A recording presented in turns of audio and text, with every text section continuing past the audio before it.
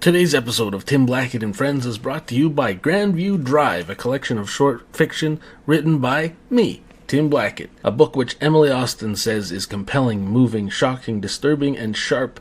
A violently great read that will zap you like a 4,000-pound defibrillator. The book is found anywhere books are sold in Canada, and coming up on April 4th, it will be available anywhere worldwide. A one, two, three, four. Tim Blackett, baby, dabba doo, deep dee bop bop doo, rippy deep dee bop dabba doo, bo, deep dee bop bop doo. Tim Blackett, baby, doo doo, baby dee bop bop doo. Tim Blackett, baby, deep deep, deep deep deep. Tim Blackett, baby, deep deep deep deep deep bop. Tim Blackett, baby, deep tip tip tip. Tim Blackett, Tim Blackett and Friends. One of the most exciting things about my adventure through TikTok has been the surreptitious connections I've made. I had very few expectations when I pushed record that first time in October 2022, and the expectations I did have did not include meeting with and connecting with other authors from all over Canada and the rest of the world. But to my pure delight, this has happened more than a few times. It has been one of the most surprising and rewarding benefits of gaining the meek but considerable following I have here. My meeting and becoming friends with Kathryn Mockler, author of the beautiful short story collection Anecdotes, is exactly one of those surreptitious connections. I can't remember exactly when we started following each other, but I think I started following her after she shared the cover design for her new book. It features an unused pad taped to a wall, which is a surprisingly apt depiction of the themes fluttering around the collection. As I followed her publishing journey, releasing the book with Book Hug Press, a small Toronto press, I felt a strange kinship with her as I watched her book making it through all of the steps needed to find itself out in the world just a few months ahead of my own book. Anecdotes was released in September of 2023, and I got it a few days before release date because I had pre-ordered. As I set into the book, I was taken with the story's playfulness and strangeness, a perfect combination for short stories in my mind. While I originally described the book as a collection of weird but funny stories, I quickly came to find they were much more than that. The book is formatted into 4 sections. The first is weird and funny and experimental in a lot of ways. I felt I could feel Mockler playing around with form and perspective and all kinds of things, even telling stories from beyond the grave at one point. The second section, though, was a series of connected stories following one protagonist, a young girl from childhood into her 20s, and the collection shifted from funny and weird to something vulnerable and raw, an unrelenting critique of one girl's life as she moved through this patriarchal and very often misogynistic, even violent and scary landscape of contemporary society, and her own subversion of these ideals. The narrators are consistently sarcastic with a dry wit, but are never unlikable, and while the style and format of these stories varies wildly, there is a unifying voice throughout that makes the whole thing feel like a clever and sassy yet very serious critique of ourselves as humans. Kathryn Mockler is the author of 5 collections of poetry, as well as nonfiction and fiction, obviously, published in Catapult Magazine, Quill and Choir, Fence, Art, Geist, and others. She is also the co-editor of the anthology Watch Your Head, Writers and Artists Respond to the Climate Crisis, and she is a filmmaker. Her films have been screened internationally, winning awards at more than several film festivals. She is currently an assistant professor at the University of Victoria, where she teaches screenwriting and fiction. Anecdotes is her first full-length manuscript of fiction. Kathryn Mockler, welcome to Tim Blackett and Friends. Hi, Tim. Thanks so much for having me. I'm really happy to be here. I'm so glad we could do this after rescheduling a few times. Oh, yeah. I'm looking forward to it. Yeah, me too. So I thought we'd just start at the beginning. Tell me about your writing origins. What drew you to this life? How did you get started? All of that. Was it always something you were interested in? Oh, wow. That's a big. Okay. Well, actually, unlike most writers, as a kid, I hated reading. My mother had an English degree and was a social worker. My sister was a big reader. They all read, and my best friend read. And I actually never read. I loved being read to. Hmm. And but I actually I never read. I hated when it was time for me to read myself. I hated reading. I just didn't really like the books that were put in front of me. It's not that I didn't like stories. So everyone was quite shocked when I became a writer. I now, in hindsight, realize that I had undiagnosed ADHD. Mm. And so that had an impact on my concentration levels and all that kind of stuff. But I really got into reading when I was a teenager. My best friend was a huge, huge reader. We started reading the V.C. Andrews books. And so, because, incest, abuse, intrigue, it was, we weren't supposed to be reading them and we read them anyway. So that kind of got me into it. And I was like, oh, I kind of like reading. And then and then actually I know everybody hates Catcher in the Rye, but that actually also helped me get into reading as well. So I read that book. So then I was like, oh, I actually like reading. And then I did terribly in school. I was a terrible student and I skipped all the time and I was a bit of a, badass or whatever. And again, probably related to the undiagnosed ADHD. But then, anyways, I had a job at a corn canning factory, which was the subject of my first book of poetry, which is sort of a poem novel. And then I was like, oh, like this is, I don't really want to be doing this. And so maybe I should, get my marks up. So this is a long way to say that once I realized, oh, I want to go to university, and English ended up being the subject I did the best in, I was the most invested in. And so when it came time to major in a course that a subject in university, it was English and creative writing Hmm. is because my roommate, first it was English and then I moved into creative writing because my roommate, who was my best friend growing up, the reader, was in the creative writing program. And she would have people over and they would do poetry readings and it seemed so cool. So I wanted to do that too. And so I took a course and then started taking more courses and then majored in it. So I came to it as initially a reluctant reader. And I think those things help me in teaching because I actually understand. I know people get mad, oh, people don't like reading or whatever. I mean, I like reading now, but I sort of understand Mhm. like maybe it's not reading, maybe it's you need an audiobook or maybe you need a different form of or maybe you need something you're really interested in. Yeah.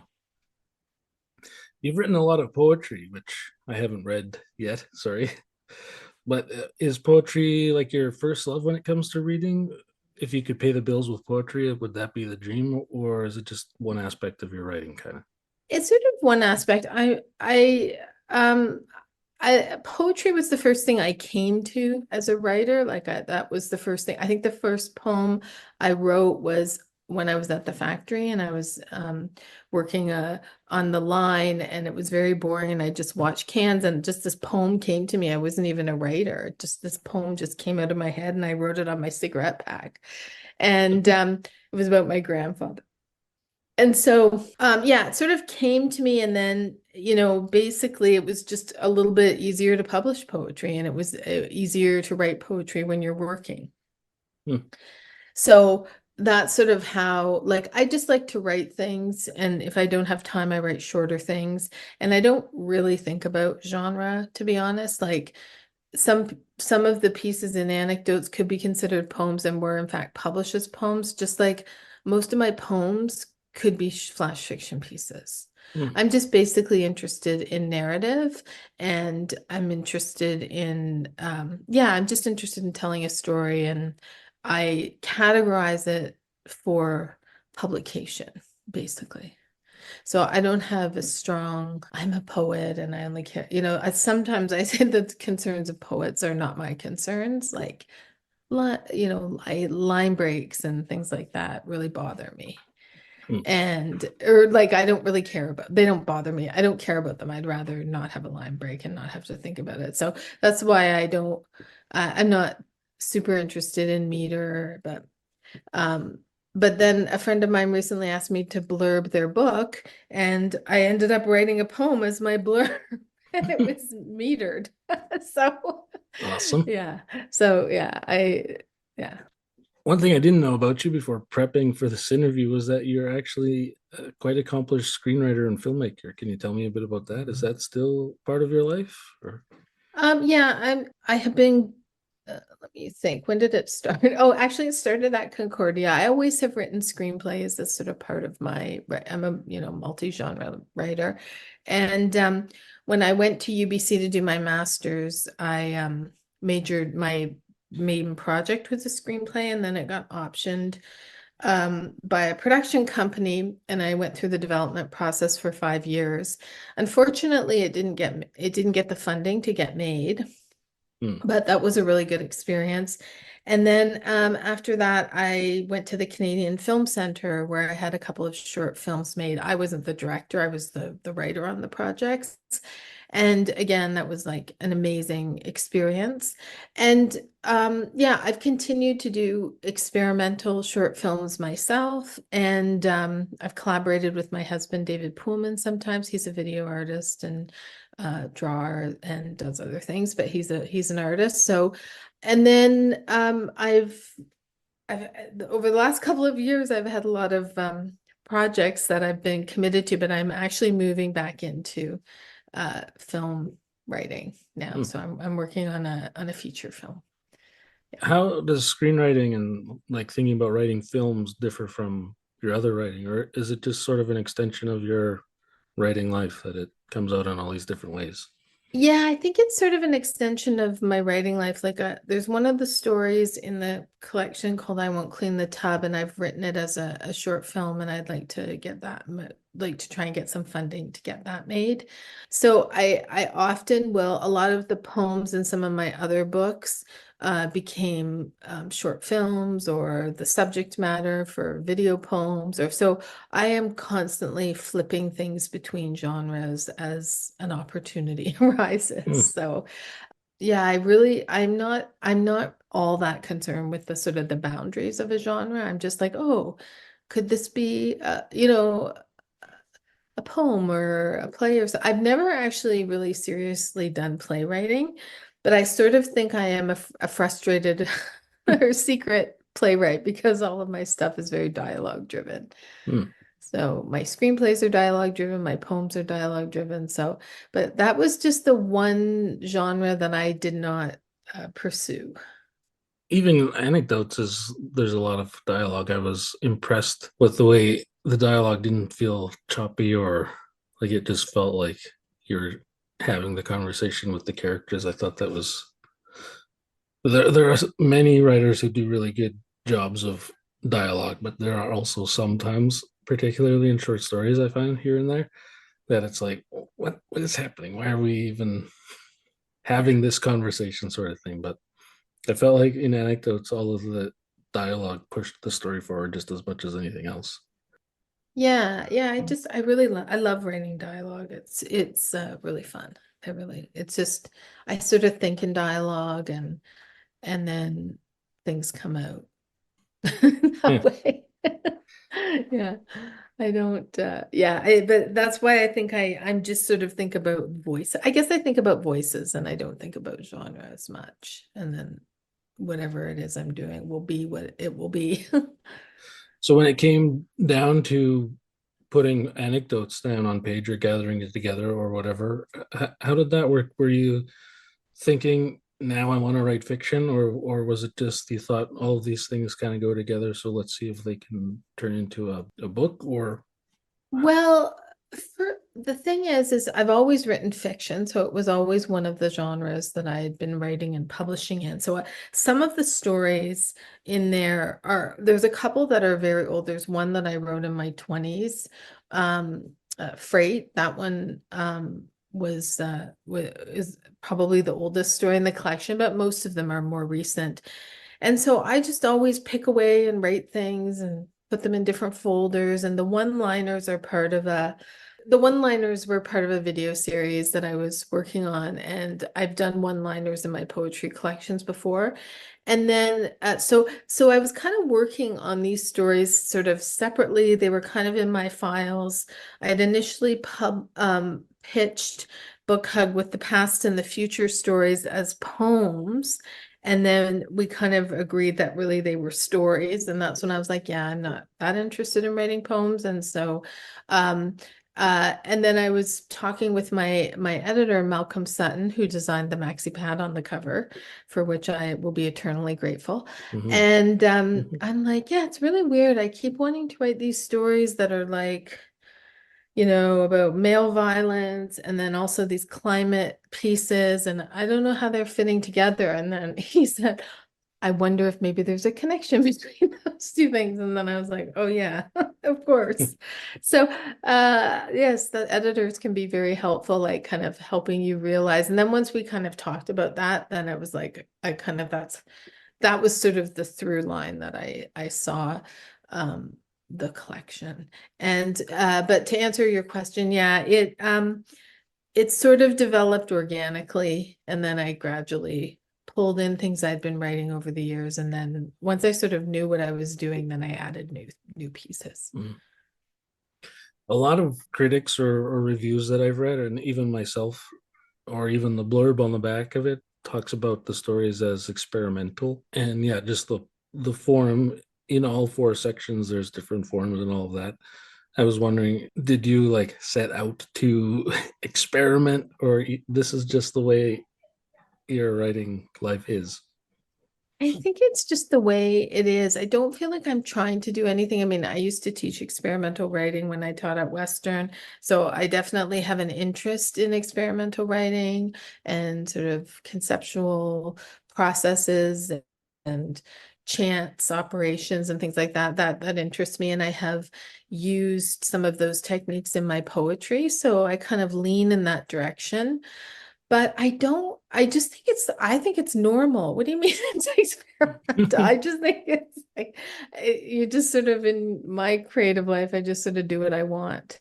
And yeah, I think other people might think it's a little unusual. For me, it's just how I see the world, and maybe other people interpret that as experimental, Well, like, yeah. that's the thing with the word experimental. I mean, people throw it around. Even I throw it around, Yeah. but I think it maybe just means something different than you're used to.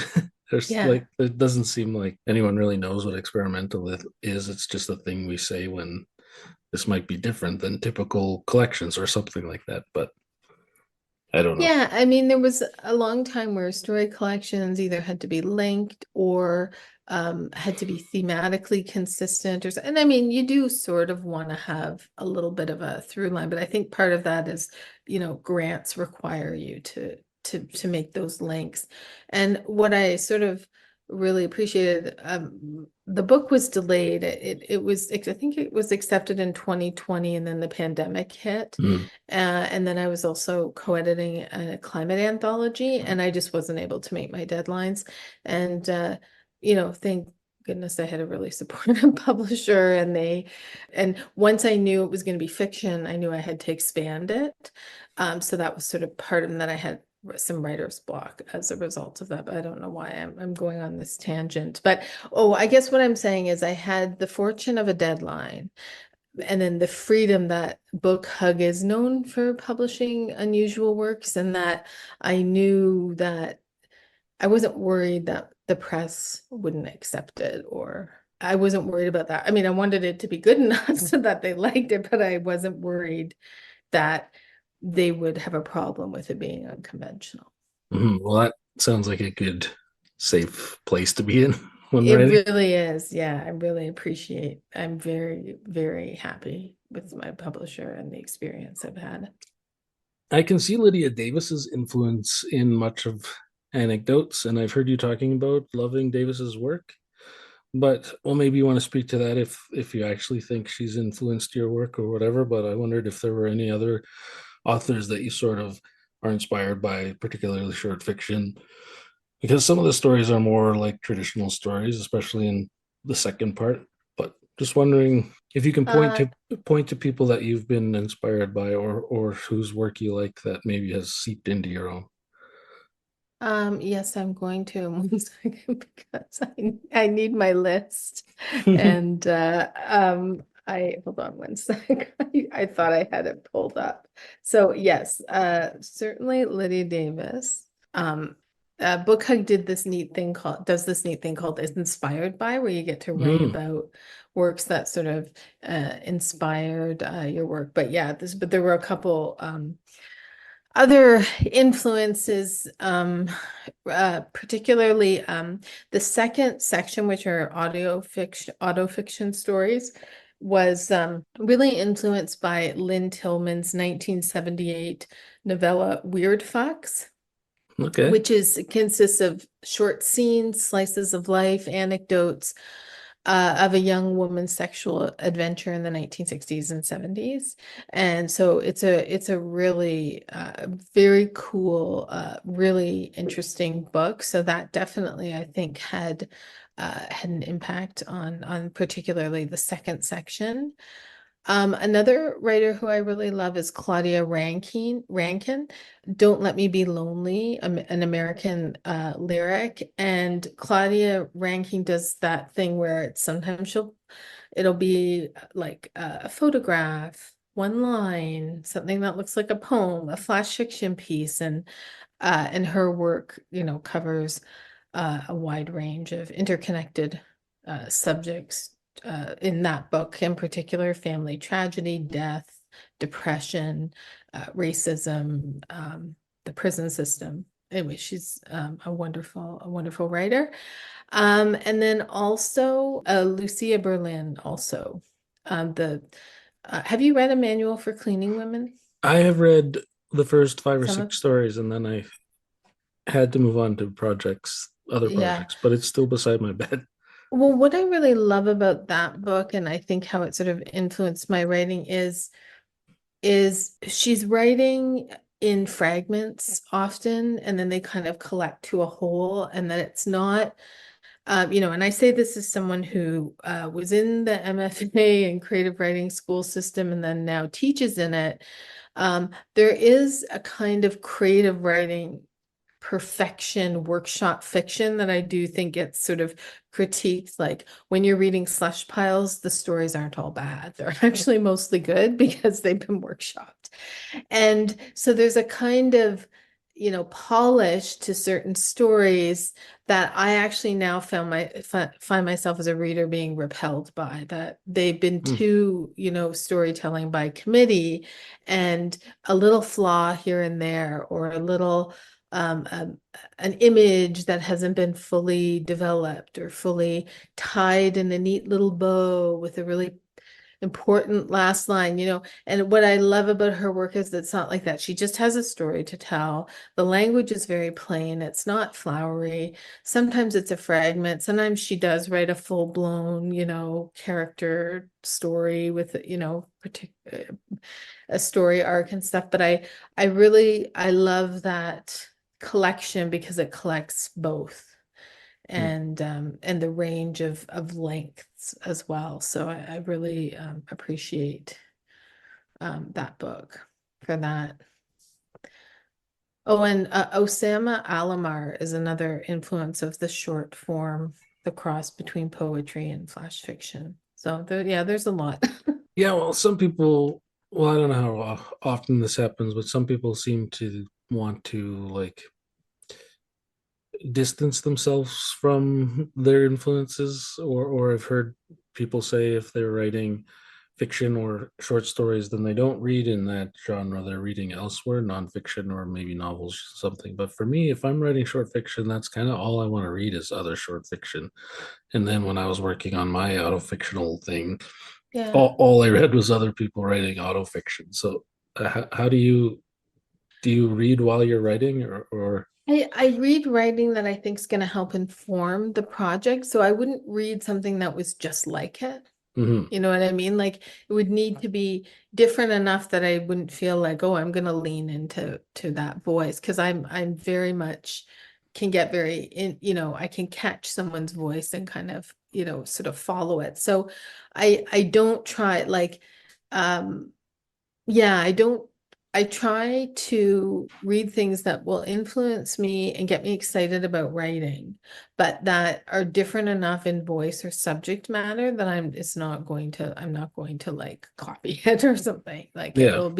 it stays within the influence realm. And yeah, so that's Yeah. sort of how, like, I need reading in order to write. Like, Yeah. the first thing I do is pick up a book before I write, because it's what gets me. And then I'm like, oh, I want to write something too.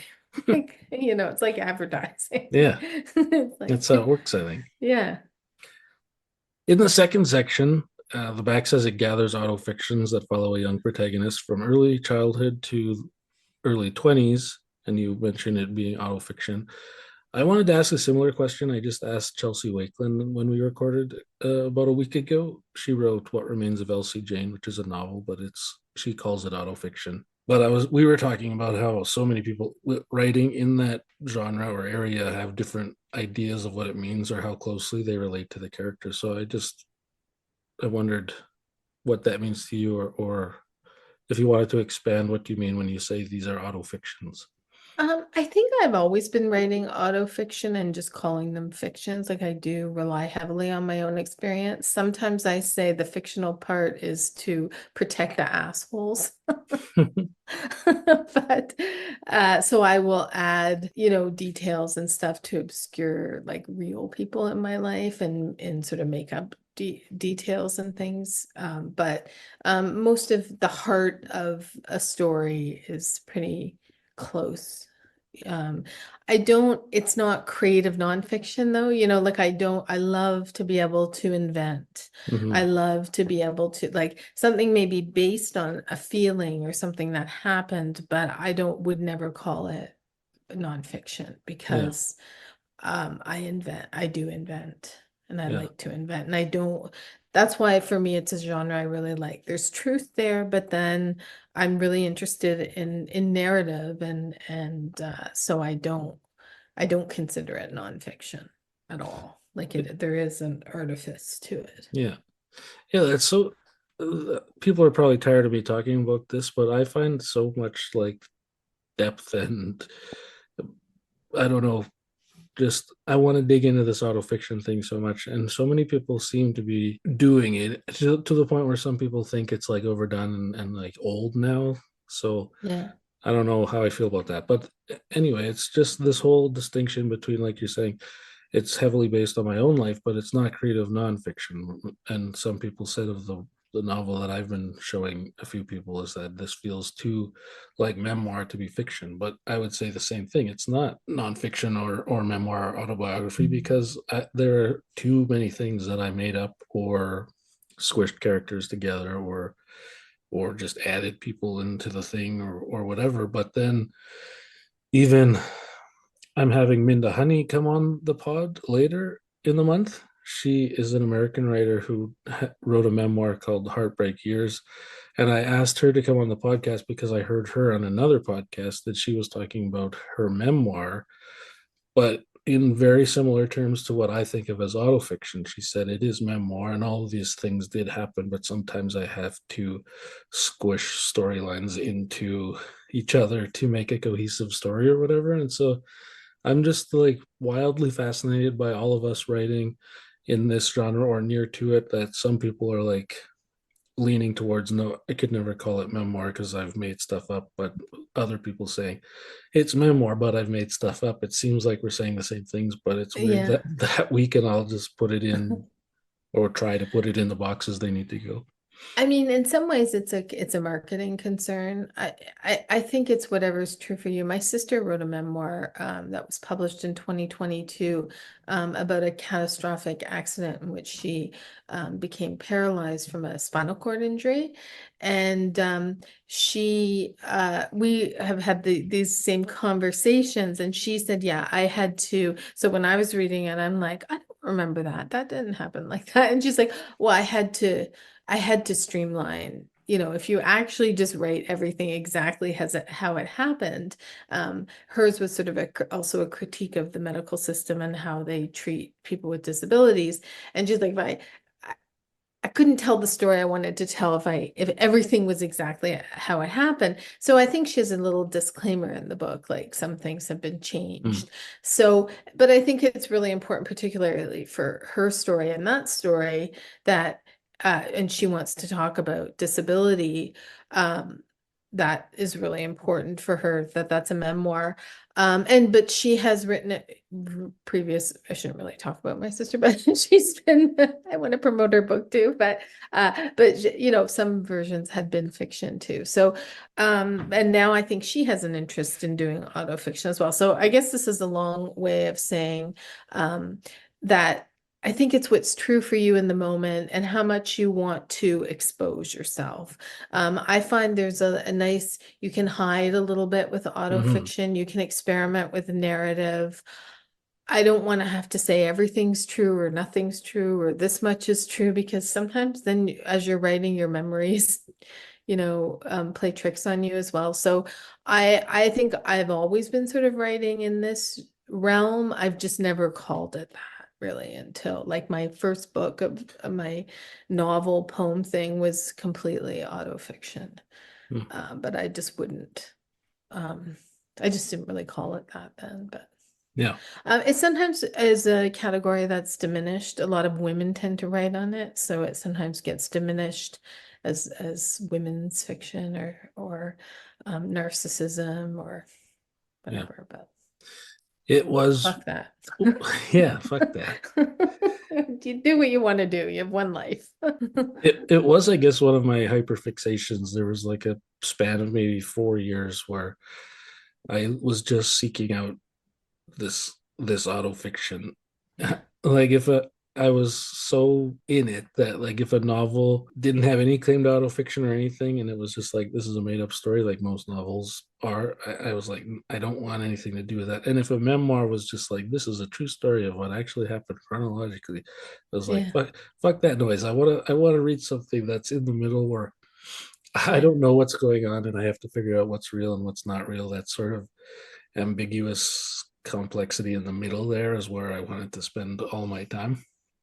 And so yeah, now when I see books or hear authors talking about their book as if it is autofiction, then I'm like immediately I want to check yeah. check it out. Yeah, and then other people hear that term and they're like, "Oh, I'm not interested in it at all." So it sometimes can repel people, but I don't care. Yeah, Yeah, I guess I there's cease that. to care about that. I think you'll find the people um, who are interested Yeah. in what you're doing or not. So I think it just brings up so many questions, like inherently questions about the way we tell stories about ourselves to other people, or the way we tell yeah, stories about society or how we walk through it. It just like opens up so many different doors that if it's just like a make believe world, even if it's historical fiction or literary or whatever, it's just a step further into asking those questions about how we talk about ourselves. I don't know, and maybe other people yeah, don't care about that, but it's yeah, something that is always in my head when I'm yeah, reading. So yeah. I think those concerns are really interesting, but um, yeah. moving on to this isn't a conversation. I think it's the third section in the book. Can you tell me about how that formed? It's a very different story or stories than I've read, and the rest of the book. You talked a little bit about it being a poem story hybrid. Just wondered if you wanted to explain how that came about, or if, or what. Yeah, I mean, I think what started happening is I just would hear these lines in my head, or someone would say something to me and I would write it down. And then I started writing them down. And then some of them came from Twitter. I used to like kind of compose on Twitter. And if something kind of went viral, not viral, viral for me is like 20 people liking it. But if I got a response, I'd be like, oh, there's something interesting there. So that's how I mean, and then I would kind of sometimes compose them in groups. So I collaborated on a book with my husband called Some Theories. He did drawings and I did these kind of poem prose things, and then a whole section was one line. And then I have another book called the Purpose Pitch, and I had a whole section of one-liners. So I've been kind of interested in the one line as a story for a long time. And then these voices just kept coming into my head, or someone would say something and I'd be like, well, be careful what you say to me. I'll write it down. And I always sought permission if I took something from someone else. And So yeah, so they're just kind of, I think I'll always be working on this project, and now I do them as videos. So now Hmm. I used to do them as Instagram posts, and then now I like them as videos on TikTok. That's so hopefully TikTok won't get taken away. Yeah. It's being threatened right now, but that's how, yeah, it's sort of TikTok sort of reminds me of the way Twitter used to be in terms of how I made friends. Like you were talking about how we met and sort of bonded about both having story collections and with small presses in Canada. And so it just and I've met Lillian Nattell, who's a writer in Toronto, and she's does great. Yeah, just there's a really nice community here, and it kind of reminds me of how I made friends on Twitter, Hmm. years ago. Yeah. How did you convince the publisher to do the section in black? If you haven't read the book, this section is white lettering on black pages, and it gives the impression that the conversations were sort of whispered in secret or something.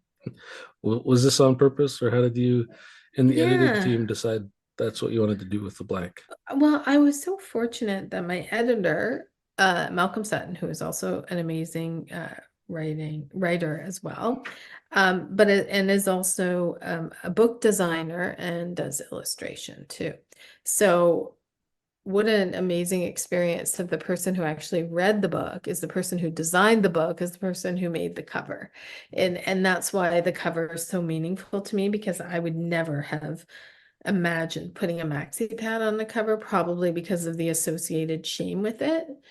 And maybe because, he's a man. I mean, I'm sure he understands the shame intellectually, but wouldn't think of it as a thing that you would put on the cover. So when I saw it, I burst into tears. I was so happy with that cover.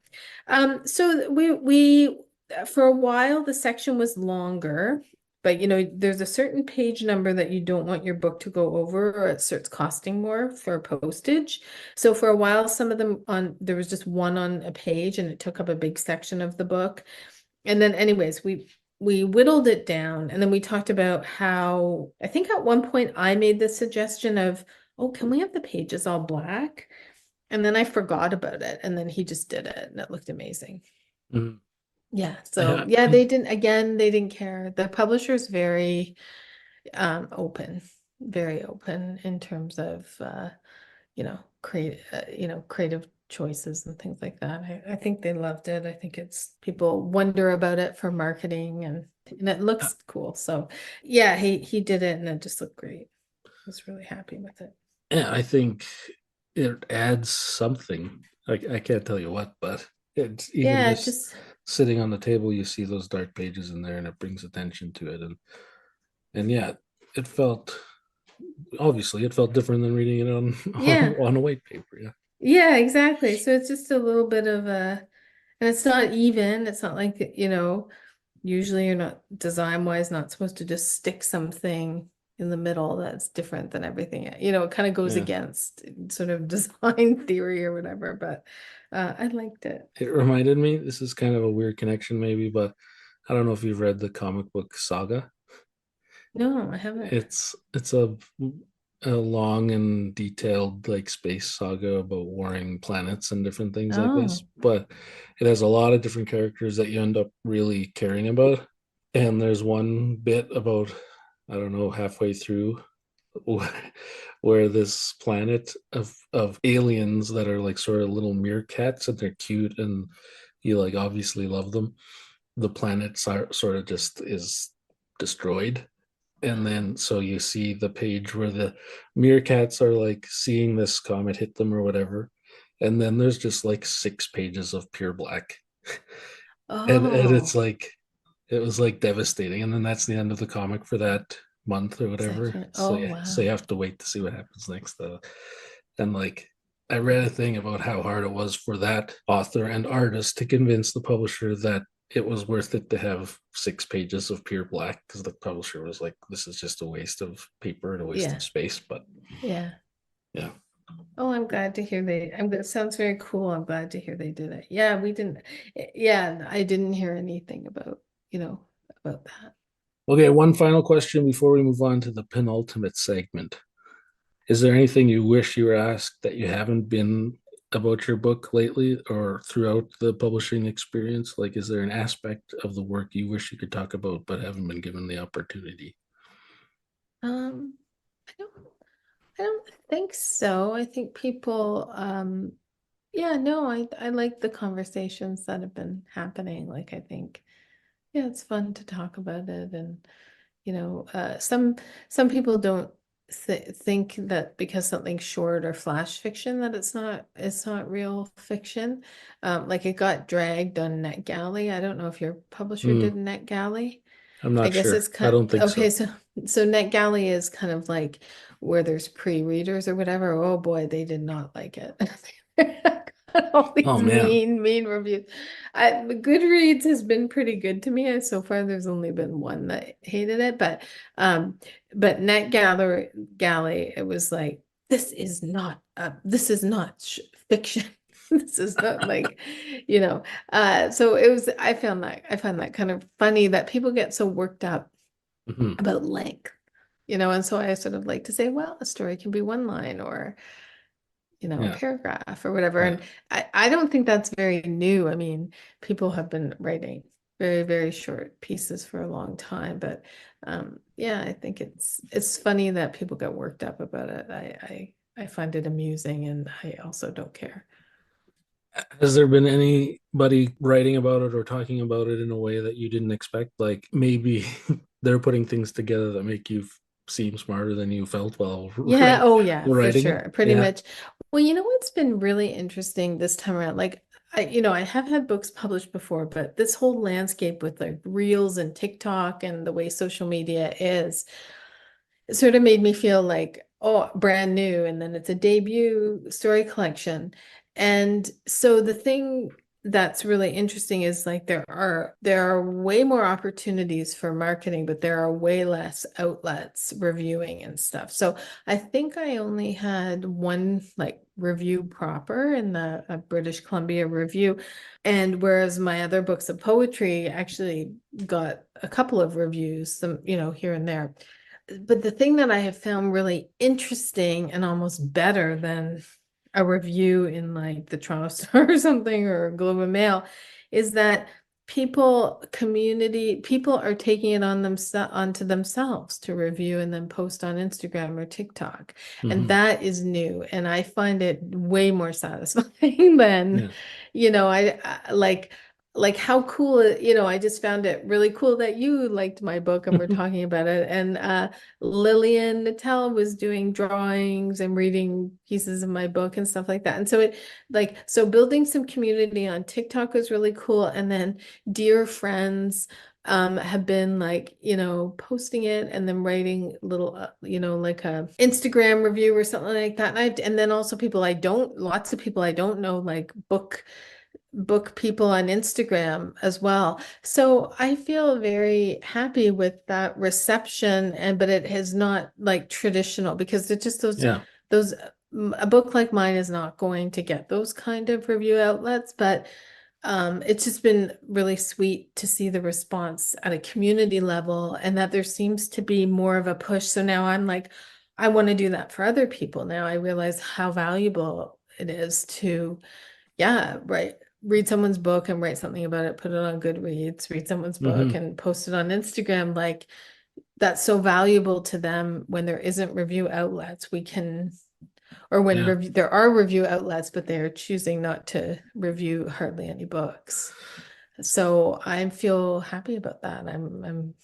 I really was like awoken to this idea that talking about books on TikTok actually makes a difference because uh, there's a man who self-published a book and he sent me a copy of it, Yeah, and it does seem up my alley, but I haven't even, like, I'm about 100 pages into it and I'm really enjoying it. But I mentioned on here that I'm going to read this book. This guy sent it to me and yeah. I'm going to read it. He sent me a direct message a couple days later saying, just wanted to thank you so much for mentioning my book. It's amazing how much more traffic I've got to my Goodreads, to my Amazon, and how Oh, there's a sales bump and all this stuff. And like wow.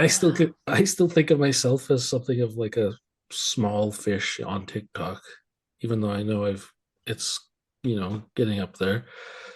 But to hear that and him saying even a sales bump from it, I was like, okay, so I can actually make a difference. So I've been trying. I mean, not being Yeah, disingenuous, but I've been trying to when I find a book that I yeah, think to at least talk yeah, about it if that's all it takes. yeah, yeah. But that's pretty Yeah, cool. I think that's so cool. And I think also like what I feel like just from an outsider that seems to be happening with your account is that the people who are following you actually really do care about writing and are interested in books that you're recommending. And so you're kind of forming a bit of a community of Hmm. like minds. So maybe someone who had a million followers where it's more spread out. Do you know what I mean? It's Yeah, like if you like there could be a direct relation because I mean I don't know personally if when you've mentioned my book sales have gotten up, but I know that my book has the second print run. yeah, And that's never that's happened awesome. to me before. So, Cool. you know what I mean? So like I think the literary writers who are poo-pooing TikTok are really missing out. Like I Yeah, feel it's like such a great community and there is that kind of it just feels very community oriented. yeah, Like not I'll scratch your back, you'll scratch mine. It's more like a mutual respect and I'm excited about what you're doing. Like I brought you to my class to yeah, talk to my students and and it's more mutual respect and it reminds me of like kind of an earlier time in my career when people were um sort of more supportive of each other and interested in building community. So I'm yeah, unsurprised to hear that because I think you're building a nice community and people who actually like to read yeah. I've and care noticed about books. I've noticed lately, especially the past 3 or 4 months, even though my page is growing, like gaining new followers, it's very often the same 20 to 30 people interacting and commenting and stuff. Yeah. So it really does feel like even though there's 50,000 people theoretically following and watching, it really feels like a pretty tight knit group of people who Yeah. are all interested in the same stuff. So I feel like Yeah.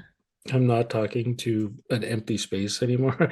I feel like I'm Yeah. talking to an actual set of people that, Yeah. yeah. So it's really interesting. Yeah, it's cool. I also met Emily Austin I've connected with Yeah. a little bit. So there's just a really nice group uh of people who are supporting each other and I love it. It's Yeah. really it seems positive in the world where everything's so negative. Okay, I think we'll move on to the penultimate segment. This Okay, is what's that? this is a segment that I do with each guest, but it's specific to the guests, so everyone gets to play sort of a different game than the previous guest. So we'll see how you feel about this. But this comes from one of your videos on TikTok where you talk about hating email closing lines. It was a while back. So if you're up for it, I'm going to present you with an email closing. This is how someone is closing an email to you, and we'll keep the setting as semi-formal, somewhere between friendly and professional. And then based on that closing, you get to tell me a picture you have of the person using that closing. Okay. So essentially building a quick character sketch based on an email closing. Okay. Kind of putting you on the spot, but I think You it's are putting me on. Okay. Okay. okay. First is simple. You mentioned this one as one that people hate in your video. So simply best and Oh, then your name. best. Yeah. Yeah, it's kind of an academic, kind of some kind of an academic in humanities who is sort of either being passive aggressive or or they think it's friendly and they don't realize that it sounds cold. It's funny that you say that. The first time I came across it, and I use it myself a lot of the times now. Yeah. Well, the first time I came across it was from a an English prof who definitely thinks it's friendly, but it Yeah. comes off as cold. He and I are Yeah. like good friends now, kind of, but he signs Yeah. almost all of his emails that way. I did So it for a it's while funny. too. I'm sure you'll find a best from me at one point, but Yeah. I've stopped. Well, I kind of idolized him when I was a student. So then when I saw him signing his emails like that, I was like, You yeah, thought, oh, that's what you that's how I'm do. gonna do it. Yeah. Yeah. I would now only do it if I was being really passive aggressive Hmm. and I hated you. I'll remember that. Okay, next, how about regard? Uh, the only person I know who uses regards is my father-in-law. He always uses regards.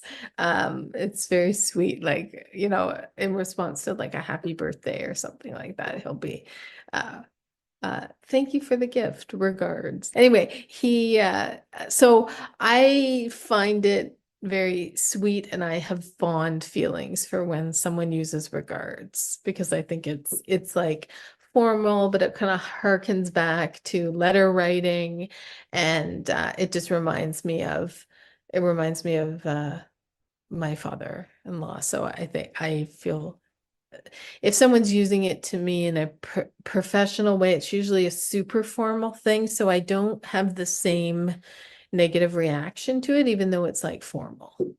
Because if someone's using regards, it might be like a grant acceptance, or it might be something super formal where that's what they need to use. And then, of course, I have this sweet feeling about my father-in-law using it. So I don't have like whereas best I really have a strong negative reaction to. I don't feel that way about regards. Okay, here's a stranger one, maybe. How about, so it's still semi-formal and you're not really friends, but you're friendly.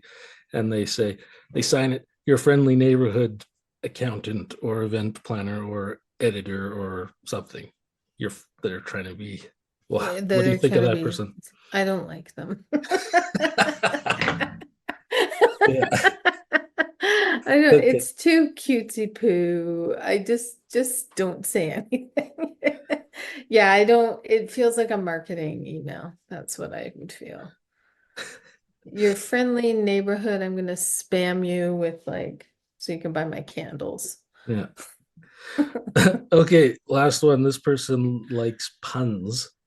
And so Oh, they mess with typical closings. So they say things like best fishes instead of best wishes, oh. or lukewarm regards instead of warm regards, virtually yours instead of sincerely yours. I can't that I just can't even deal like I can't even deal with it. Yeah, if I would never open another email from that person again. I hate puns. I hate puns. Oh, come on. When I first started dating my husband, he used to do puns all the time. And I'd be like, I hate puns, I hate puns. And then someone did a pun at him and he was like, oh my God, I'm so sorry. I will never do another pun again. So yeah, I'm not down with it. I would not like it. That makes me so uncomfortable. I don't even know how to exist. Okay. No. I won't ever use a pun in closing an Yeah. email with you. Yeah. Okay, then the final segment is my friends off and friends on segment. I don't know if you remember those videos in the summer I Yeah. was doing where if you tell me any of these books are your favorite, it's friends off. Do you have any Yeah. types of those books? Yeah, I really struggled with that. I was actually talking to a couple of people about it because I think that, I could totally do it with email, with those email things. I could be like, I totally hate you based on that. The problem with reading is that if somebody reads, that's sort of a shared value, right? So Hmm. I'm kind of big into shared values and beyond like Jordan Peterson, and maybe Atlas Shrugged or something like that as well. Even but with the Ayn Rand people, I would even be kind of interested to know why they like it or something Hmm. like that. With the Jordan Peterson people or any incel literature, I'm just not interested. And so, yeah, it would be friends off. But pretty much anything else, I don't really care what people read. Yeah, I just don't really get into those. Oh, you read that, then you're like a complete piece of shit. I'm just Yeah. not that interested in that kind of thing.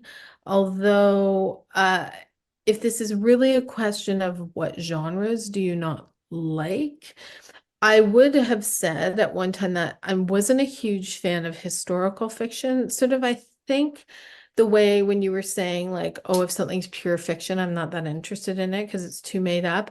I always used to feel that way about historical fiction. I'm like, how do I know what a good Yeah.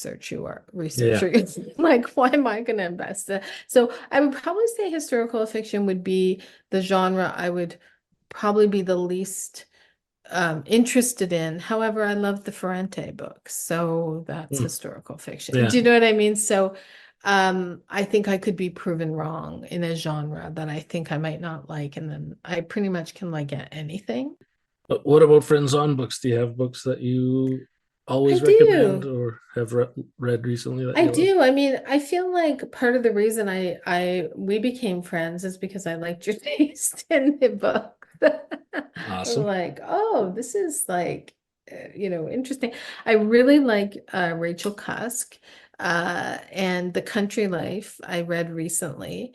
And it's a book from the 90s. It's a satire. It just really, I got taken away, and I love the Outline trilogy. So if somebody's read that, it's a friends on. Memory Police is definitely a friends on. Hmm. Anything by Claudia Rankin is a friends on. Oh, a writer I didn't, writer artist Sophie Calle is a French writer and artist, and does experimental things as well. Um, she she wrote some very short books that had photographs and then these little flash memoir pieces, and that also was an inspiration for anecdotes. But anybody who likes her, yeah. So there's lots, like just yeah. So that's just a few for right now. But Well, thanks so much for coming on. I hope you thank you had for as having much me. That fun as was I really did. fun. Yeah. Thanks for coming on. Okay, thank you. Take All right. care. See ya. Okay, bye-bye.